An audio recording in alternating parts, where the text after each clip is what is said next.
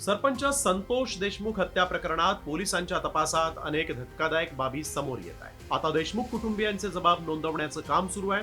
त्यामध्ये संतोष देशमुखांची मुलगी वैभवी देशमुखचा जबाब नोंदवण्यात आला आणि त्यामधून खळबळजनक माहिती समोर आली. वैभवी देशमुखचा हाच जबाब साम टीव्हीच्या हाती लागला.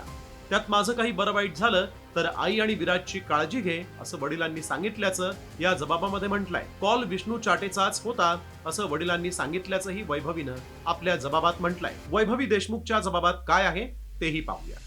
भाऊ, एवढं काही झालं नाही, कशाला एवढं ताणता भाऊ, जीवावर का उठता, असं वडील फोनवर बोलत असल्याचं वैभवीनं सांगितलंय. माझं काही बरं वाईट झालं तर आई आणि विराजची काळजी घे असं वडिलांनी सांगितलं असंही वैभवीचं म्हणणं आहे. 10 ते 12 मिनिटं हा कॉल सुरू होता. कॉल आरोपी विष्णू चाटेचा असल्याचं वडिलांनी सांगितल्याचं वैभवीनं आपल्या जबाबात नोंदवलं. त्यामुळे आता कराड गँगच्या अडचणीत आणखीनच वाढ होणार असल्याचं दिसतंय.